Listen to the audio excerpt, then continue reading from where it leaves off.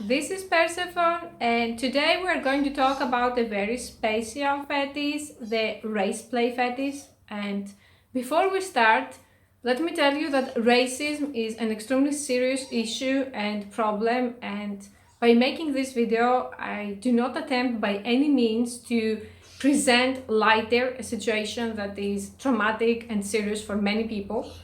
And I also do not attempt to just use it to make views, okay? Racism is wrong any way you look at it. But because the race play sexual thing is on the rise and many people are into it, especially people on the AMWF community that I'm a part of, it's something that I think we should talk about because everything is out in the open channel, and I don't like people to feel shamed for their fetishes. And I saw a post recently on Reddit where someone said that he has white male, Asian female racial fetish, and people started shaming him and saying you need help, you are going to be banned, blah blah blah, and I don't like this.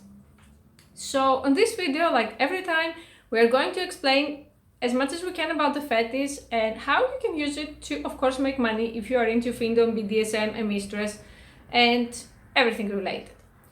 First of all, in race play fetish, the same principles that apply to BDSM continue to apply here. You have a master or a mistress and a submissive or slave or whatever they like to be called, but the difference here is that the roles of master and slave are being assigned, or the turn on from the roles comes from beliefs that they are racist, stereotypes about minorities, genocide, historical events. It takes many forms, and as I always say with fetishes, that's the fascinating part about it. It's very, very connected to other fetishes, especially verbal humiliation and racial fetishes. So if you haven't watched my video about verbal humiliation, please watch it. Racial fetishism refers to a fetish where people are sexually aroused by a person primarily because of their race, and they consider the person attractive because of their race. Example is white men who are aroused by Asian girls because of the stereotype of the Asian girls being submissive, cute, more into tradition, or of their skin or eyes. And in the opposite way, Asian men who are obsessed and fetishize white girls who are blonde with blue eyes. For the sake of the video, I'm going to keep it mostly to AMWF and white male, Asian female, since those are communities I participate in, but they can happen with every other race. And one thing that is becoming very popular, if you see, is cuckold fetish, where there is a black guy who is dominating a white guy. Well, this is fetish overlap, but still you get the point. So how does this fetish work? What happens is that in verbal or physical abuse, humiliation that occurs, the person who is the master is using racial slurs or insults or things that usually they are complete taboos and we can't call them to someone in real life. And it can be connected to other fetishes, the same as blackmail that I see on Reddit Gone White, Asian girls who are posting pictures saying I belong to my white master or I only want a white cock and taking a picture. And people tend to find this extremely triggering. And the next question that usually arises is, why on earth is someone into something like that? There are many theories. First of all, the universal theory about fetishes, everything that is taboo tends to cause sexual arousal. So people who have been extremely oppressed to be politically correct their entire lives, when they are left alone in their bedroom and they want to express themselves, may become very into it or find themselves extremely into it. There is the always presenting theory of early childhood experiences or experiencing racism and trauma related to racism early in life. And in this fetish, there is even the theory of collective trauma. People coming from minorities that have been oppressed for thousands of years may have collective trauma into their subconsciousness. So by reenacting a trauma or by acting it out or by using the words, it can be from cathartic to actually fun, because it's like a person taking control of everything they have been called all of their lives and say, you know something, I can use it and I don't care anymore.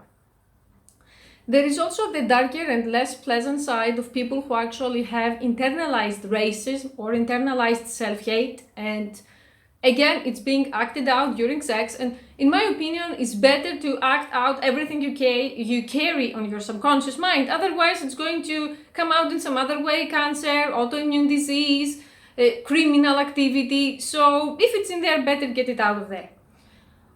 It's the same as with verbal humiliation. I'm going to say, again, a different example. A person who feels worthless and in real life they have to keep up a front, to save face, to act cool, but during sex they become extremely submissive and they want to be called worthless. So in a similar way, a person who is Asian and has internalized racism and has been called Tsing or yellow or whatever, wants to be called those things during sex.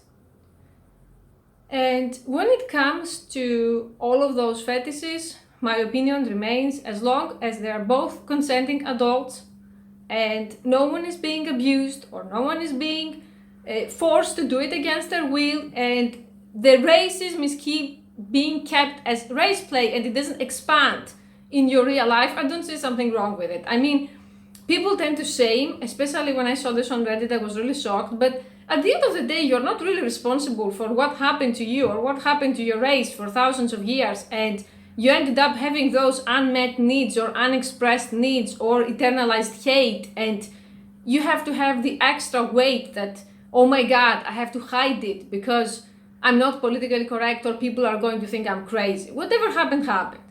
So if that's a healthy way for people to act out all of that, I see no problem with it. Again, this is a very controversial subject and people are going to say, to what extent do race play fetishes promote racism and promote stereotypes? I'm going to tell you what I think on that too. First of all, if a person is into this type of porn, they're going to find it and watch it no matter what you do. Second, if a person has even a basic brain, they can separate the line between role play and actual reality. The same way that someone who is into incest porn doesn't mean that they support actual incest. If they do, they're stupid. I'm sorry. And to add something from my own experiences, because I have been accused in the past a lot of that, I don't consider myself having a racial fetishism with Asians, because I've dated Asian guys and white guys, and if I broke up today, I could date someone based on their intelligence and not based on their race. But I know a person who is extremely into race play fetish, and that is our beloved Eurasian tiger. I mean, it took me a long time to catch up to that, but I have 3 reasons and I'm going to add to them in the end of this video as a small part of, not exactly trolling. But first of all, the same saying that there is no bigger homophobe than the closeted homosexual applies here. The person who hates white male Asian female with such passion is probably a person who gets aroused watching white male Asian female porn. Again, I don't have any solid proof, just my subjective interpretation. Thing number 2 is that, well, we have all seen the AMWF fetish on Arhaba, so I don't even need to expand that. If you are a basic of the basic white girl who is dating some Asian dude, you're a goddess automatically on Arhabas and you can do no wrong, except me, I'm Satan on Arhabas. Part number 3 is in my conversations with him when we had some pretty terrible fights and he called me names. I called him also names, and some of the names were pretty racist, and I told him, you're just a half Asian who is hates whites because he can't be like them, and you're going to remain like a Tsing trust, you're a half Tsing trust, like your Tsing relatives, and you're going to say now, because there are people who try to expose me with that, yeah, when I'm brought to a rage state, I use racial slurs. Not proud of it. I should probably stop it. Actually, definitely stop it, because it overlaps and actually goes beyond, if I think about it, the race play thing. But I have done it and I'm going to own up to it, and I'm going to say to whoever feels offended of me using that, I'm deeply sorry. But he never really actually acted offended, or he never really blocked me because of that. And I was having a conversation with some of the BDSM community friends that I have, who told me, Persephone, you're like so naive. Like, the guy gets turned on by that, because if it was a normal person and he wasn't into race play fetish and you called him a half-Tsing, he wouldn't actually continue talking to you. He would block you and things would end. Or he could ask you to apologize and not repeat it. Now, to the practical part, you are into findom, you are a mistress, and you want to make money out of this. Well, in this case, your race is your weapon. I'm going to say to you, Asian girls, that they are considered undesirable or plain or whatever in real life. The complete opposite happens in BDSM. And even if you see famous Asian girls like Anna Kana, she's using all of those fetishes to actually attract a huge crowd of white men who fetishize Asian women.